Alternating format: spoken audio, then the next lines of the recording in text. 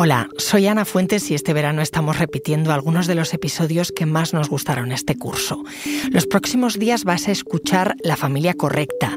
Es una serie internacional en la que mi compañera Elsa Cabria ha trabajado más de un año con Francesca Berardi de Cora Media, Lili Rutai de 444 y Claudia Torrisi de Europod.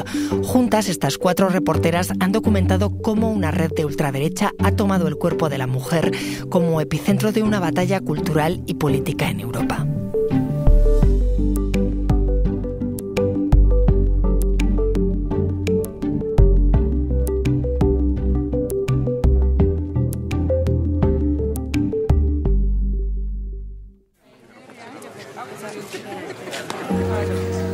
Era una mañana típica de Madrid de principios de diciembre.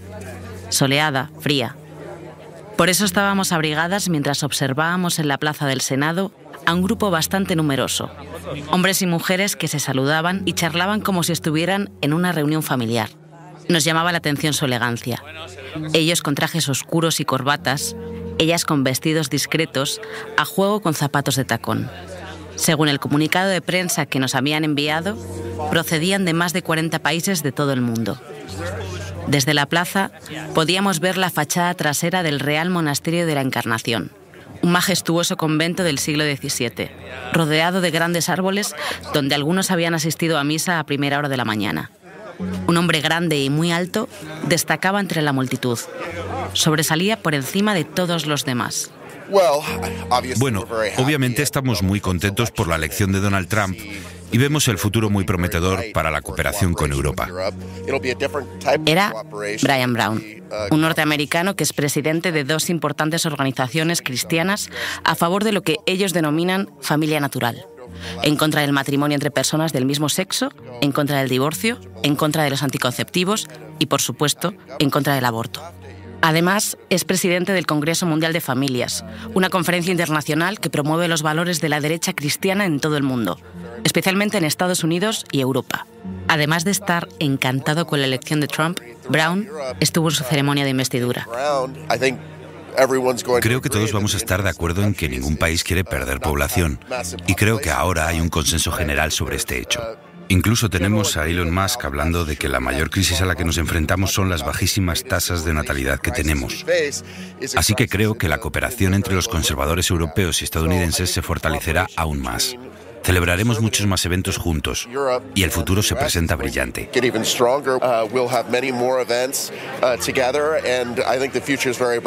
Tras los saludos y las charlas, los distintos grupos entraron en el edificio del Senado. Y nosotras con ellos. Entrar en el Senado no fue fácil.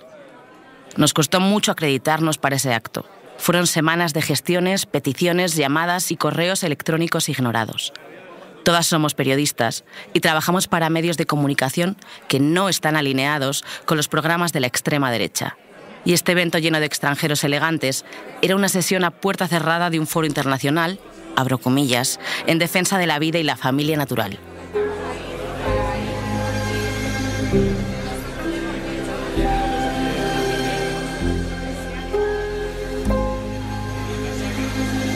Soy Elsa Cabria y esto es La familia correcta, una serie internacional coproducida por El País Audio, Cora Media, 444 y Europod.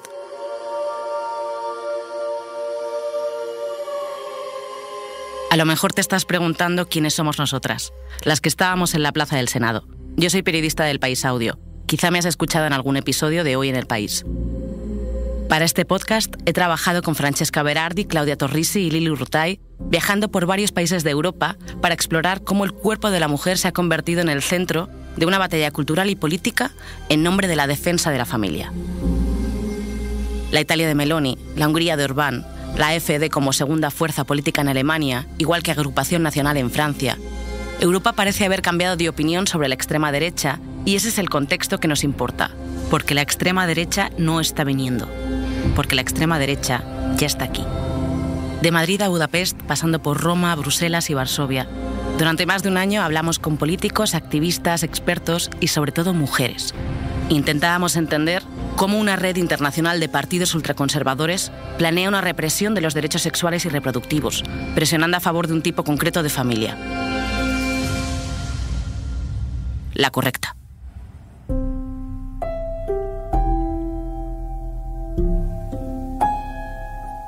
Episodio 1. Un futuro brillante.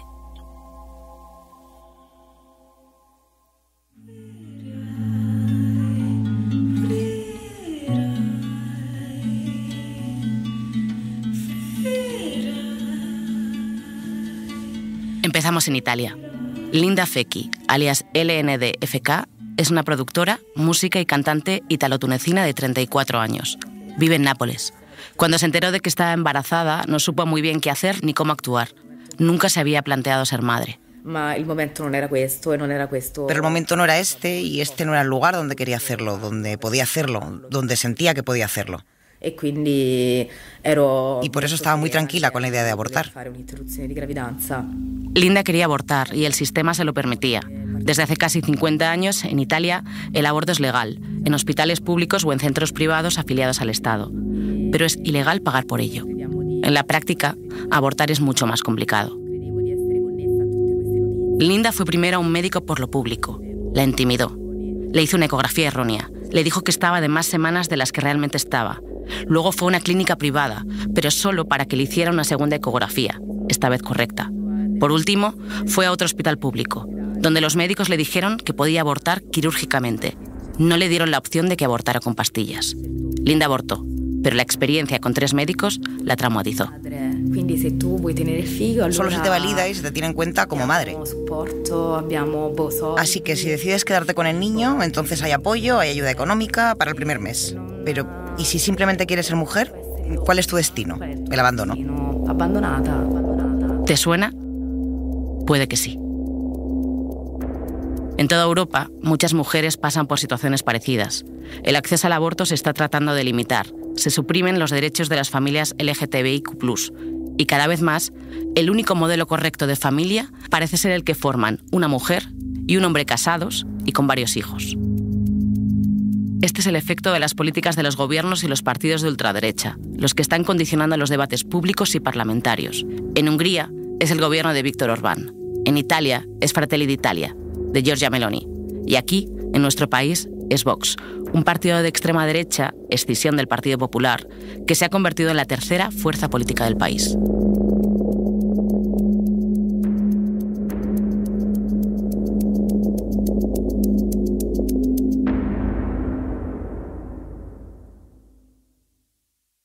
Enfrascados en las noticias de cada día en nuestros países, te puede parecer que estos partidos y sus políticas son hechos aislados. Pero todos trabajan juntos. Se reúnen en organizaciones y eventos con nombres largos y estructuras confusas. Ellos también forman una familia correcta. Para tratar de entender sus relaciones, mis compañeras y yo empezamos a trabajar en esta historia. Somos periodistas, pero venimos de entornos diferentes. Te iré presentando a Francesca, Claudia y Lili, pero empecemos por mí. Soy de Santander, pero viví y trabajé 9 años entre México y Guatemala. En Guatemala hay muchísimas adolescentes embarazadas, en muchos casos por abusos familiares. Reporté muchas de las violencias en Centroamérica, sobre todo la violencia machista y los efectos de las políticas ultraconservadoras. Todo era muy distinto de lo que había conocido en España, donde las mujeres, pensaba yo, íbamos ganando en derechos. Lentamente, pero ganando. Una sensación que fue cambiando desde que volví a España en 2020. Por eso volvamos a esa mañana fría y soleada en Madrid. Volvamos al Senado. La libertad y la cultura de la vida son la base de nuestra civilización. Bienvenidos, pues, bien hallados todos. Es un gran honor para mí darles la bienvenida y desearles el mayor de los éxitos en este enclave, en este maravilloso enclave, en la Cámara Alta del Senado de España, testigo, señores, de la historia parlamentaria de España. La reunión del Foro Internacional en Defensa de la Vida y la Familia Natural tuvo lugar en el antiguo Salón de Sesiones, una elegante sala que ha sido testigo de la historia parlamentaria española durante más de 200 años. Por tanto, no se trata de un salón cualquiera, sino del Salón, una sala histórica para celebrar la 6ª Cumbre Transatlántica por la Libertad y la Cultura de la Vida. Como en cualquier reunión familiar, los anfitriones hicieron los honores. Por el lado de Vox estaba el senador Jaime Carbonell. También estaban 2 exsenadores del PP, los ultraconservadores Javier Puente y Jaime Mayor Oreja, Así inauguraron la cumbre de la Red Política por los Valores. Recuerda este nombre. Es importante porque es la organizadora de este evento. En Nueva York y ahora Madrid. En Madrid, donde estamos 300 representantes, líderes políticos y sociales, y como han dicho, de más de 40... La Red Política por los Valores nació en 2014, en una conferencia en la sede de la ONU en Nueva York. La moderó Brian Brown, el mismo al que escuchaste hablar al principio de este episodio, diciendo que el futuro con Trump será brillante. En el Senado nos sentamos en la zona de prensa, en uno de los balcones que se asoman a la gran sala. Es un espacio amplio en el que solo estábamos nosotras y algunos periodistas españoles. Un par de azafatas vigilaban discretamente nuestros movimientos.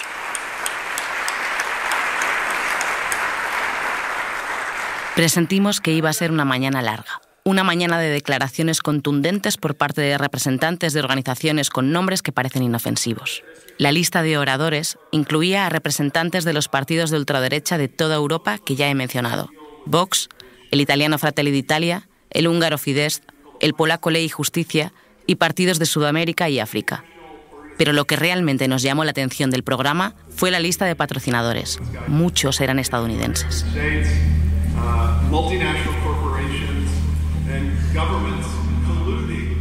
Para entender por qué había tantos estadounidenses, creo que este es un buen momento para presentarte a una de mis colegas italianas en este proyecto, Francesca Berardi, que habla un poco de español. Esas son básicamente las organizaciones que ayudaron a Trump a ganar en el 2016 y 2024, pero con una diferencia clave. En el 2016 presionaban abiertamente para restringir el derecho al aborto y consiguieron lo que querían con la anulación del caso Roe contra Wade. Sin embargo, durante la última campaña presidencial, Trump y sus aliados no pudieron permitirse mantener la agenda provida en el centro. En su lugar, cambiaron el foco de provida a profamilia. Francesca trabaja para la productora italiana de podcast Cora Media, pero antes trabajó en Estados Unidos durante casi 8 años, incluidos los del primer mandato de Trump. Fue Francesca quien se dio cuenta de que entre los patrocinadores estaba la Fundación Heritage, el think tank que está detrás del proyecto 2025, el plan ultraconservador para reformar Estados Unidos que Trump está siguiendo al pie de la letra en su segundo mandato. En representación de Heritage estaba el filósofo Jay Richards, que tomó la palabra en una charla sobre la libertad en las sociedades contemporáneas. Así que la cuestión de la libertad en 2024, para aquellos de nosotros que creemos en el patriotismo, la fe, Dios y la familia, es en cierto modo mucho más compleja ahora de lo que era en el siglo XX.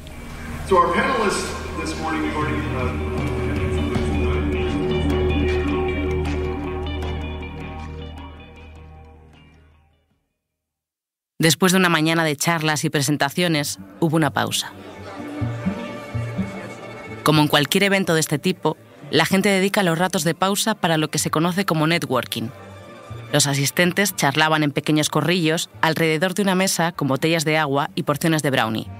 Entre toda la cacofonía de voces en distintos idiomas, lo que más nos llamó la atención fue la gran cantidad de húngaros que había en el evento.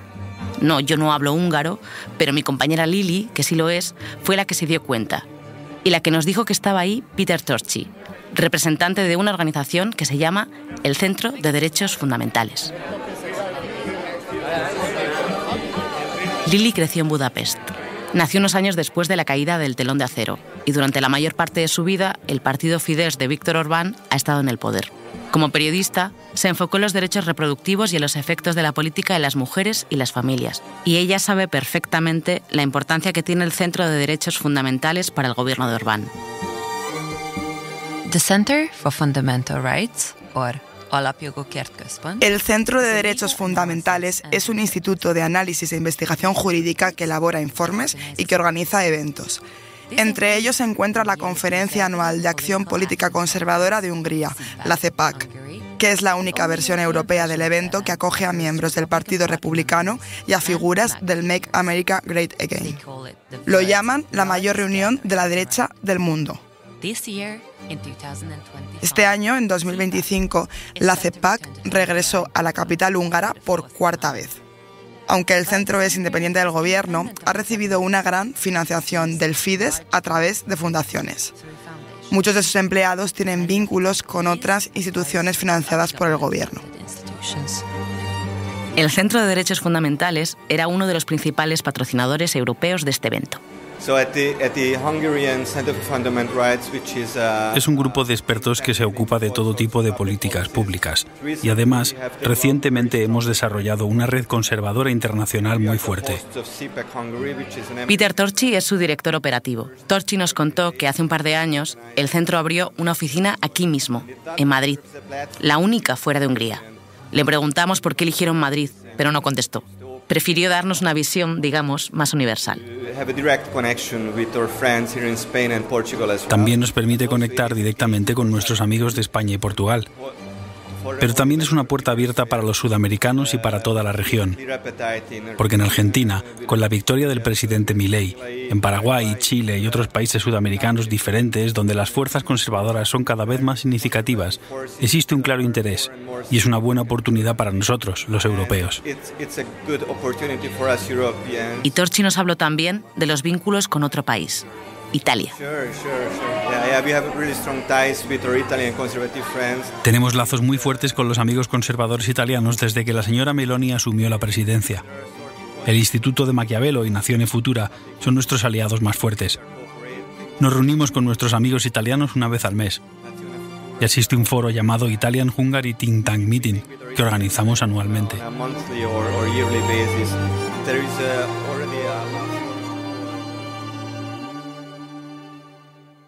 Es un buen momento para hacer una pequeña reflexión sobre Hungría. Se unió a la Unión Europea en 2004. Es 5 veces más pequeña que España y tiene una población de algo más de 9 millones de habitantes. Tiene una historia compleja ligada a los distintos imperios europeos y a las guerras mundiales. Pero es difícil pensar en otro momento de la historia reciente en el que Hungría haya sido tan relevante políticamente en la escena mundial como ahora. Y no es ni por su poder, ni por su economía, ni siquiera por su situación geoestratégica. Lo es por la ideología dominante que el país proyecta al exterior. En Hungría, las mujeres embarazadas están obligadas a escuchar el latido del feto. En Hungría, en 2025, se ha prohibido el desfile del orgullo de la diversidad sexual. Hungría, para las personas presentes en la conferencia, representa un modelo político de éxito que se ha convertido en el modelo para los líderes de derechas de todo el mundo.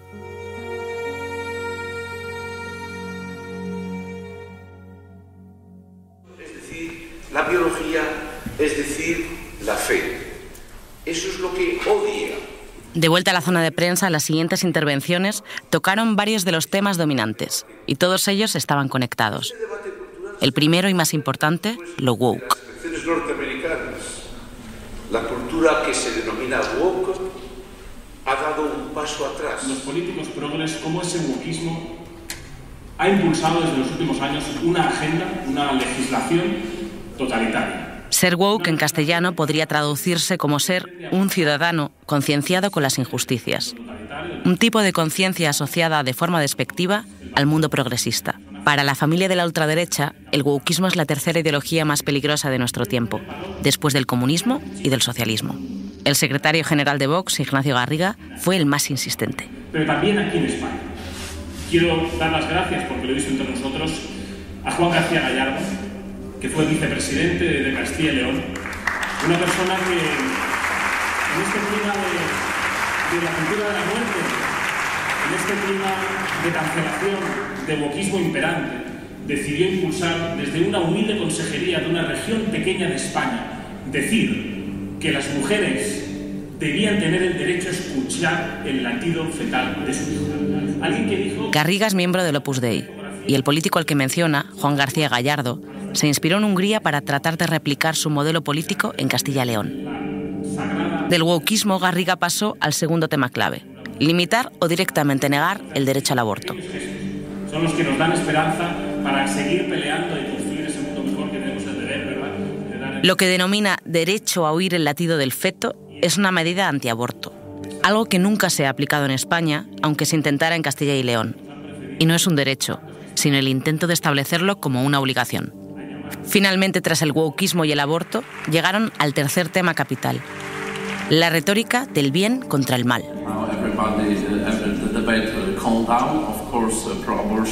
Por supuesto, el lobby pro-aborto y las feministas proponen proyectos de ley muy radicales y la sociedad ve que no es tan horrible como pensábamos al principio.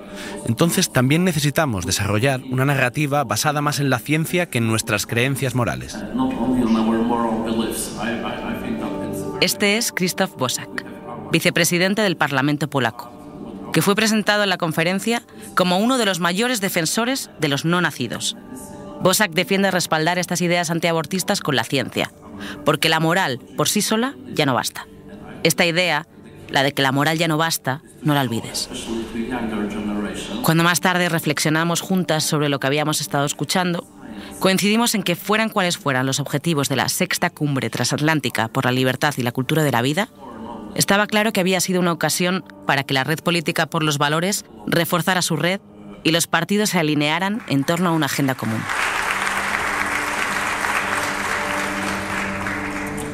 Señoras y señores, muchas gracias. Salimos del Senado y el jaleo del centro de Madrid era lo habitual, pero teníamos la sensación de que nadie sabía lo que en el Senado se estaba organizando y preparando. Why not organizing a big protest against such event? Esta es Claudia Torrisi, de Europod, mi tercera colega en este proyecto. En 2019, Claudia estuvo en Verona, en el Congreso Mundial de las Familias, otra reunión internacional de movimientos ultraconservadores contra el divorcio, el control de la natalidad y el matrimonio entre personas del mismo sexo. En 2019, en las semanas previas al Congreso Mundial de las Familias en Verona, organizaciones feministas y activistas de Europa intercambiaron correos electrónicos y mensajes para organizar una protesta. Mientras políticos y organizaciones conservadoras se reunían, miles de manifestantes recorrieron las calles en señal de protesta. Claudia me preguntó por qué no había protestas en el evento, como si las hubo en Verona. No supe qué contestar. Propuse que fuéramos al Congreso de los Diputados, donde se celebraba una jornada a favor del derecho al aborto, para intentar contraprogramar el evento de la Red Política por los Valores. But I think that some political groups are, and I totally believe this, are underestimating the force and the impact of these movements. Ella es Raquel Hurtado, subdirectora de la Federación Española de Planificación Familiar, que charló con nosotras justo antes de entrar en el acto. Y fue muy tajante. La mayoría de partidos políticos, nos dijo, está subestimando a la Red Política por los Valores y sus conexiones con la extrema derecha. Y hay que estar muy atentas a cómo legislan y cómo se financian estas redes. Policies and legislation in terms of everything. At the Supreme Court today, an historic upheaval. In a sweeping ruling that overturned a half a century. En 2022, en una decisión histórica, el Tribunal Supremo de Estados Unidos revocó oficialmente Roe contra Wade, la sentencia que protegía el derecho constitucional al aborto desde hacía más de 50 años. Desde entonces, las condiciones para abortar en Estados Unidos se han endurecido muchísimo. Menciono este acontecimiento porque es uno de los ejemplos más claros de cómo los derechos de salud sexual y reproductiva nunca están garantizados.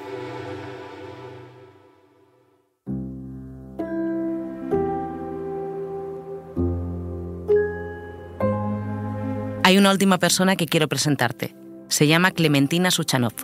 Como nosotras, estuvo en Madrid en la cumbre de la Red Política por los Valores, pero de incógnito. Sí, es una historia graciosa porque creo que en algún momento os vi en el balcón. Clementina Suchanov es cofundadora del movimiento por los derechos de la mujer All Poland Women's Strike, que aboga por el acceso al aborto seguro. Pero además y sobre todo, fue una de las pocas periodistas independientes que consiguió asistir a la cumbre de Madrid. Entró registrándose con un nombre falso. De este modo, no solo tuvo acceso a la cumbre, también pudo entrar al acto celebrado la noche anterior en el Teatro Real. Cuando vi el programa parecía una reunión oficial. Iban al teatro a ver una obra. Pero estaba totalmente equivocada. Alquilaron un espacio en el teatro a puerta cerrada, solo para la gente de la reunión. Entré con un nombre falso y lo que descubrí no fue gran cosa. Ya sabes cómo son estos eventos. Pero toda la fiesta, digamos que esa noche, la organizaron los húngaros. Mi compañera Lili habló con ella en Varsovia semanas después de la conferencia en el Senado. Se reunieron en una cafetería del centro de la ciudad. Clementina es autora de This is War, un libro sobre las conexiones entre las organizaciones de extrema derecha a nivel mundial. Suchanov nos contó que en el Teatro Real había mesas adornadas con merchandising, chapas de Make Europe Great Again pegatinas de la Fundación por una Hungría Cívica, folletos y ejemplares de un libro con un título increíblemente largo. Víctor Orbán gana, no solo cada 4 años, sino todos los días. Ahí fue cuando se dio cuenta. El gobierno húngaro, la Fundación por una Hungría Cívica y el Centro de Derechos Fundamentales no solo eran participantes, eran los organizadores de este nuevo movimiento mundial. En esta serie nos embarcaremos en un viaje por Europa para desgranar todo lo que escuchamos en la Conferencia de Madrid y, sobre todo, sus consecuencias. Nos reencontraremos con Linda, la mujer italiana que abortó, y sabremos más sobre su historia. En el siguiente episodio viajaremos a Budapest. Víctor Orbán presenta a Hungría como un país para las familias, pero solo para las correctas.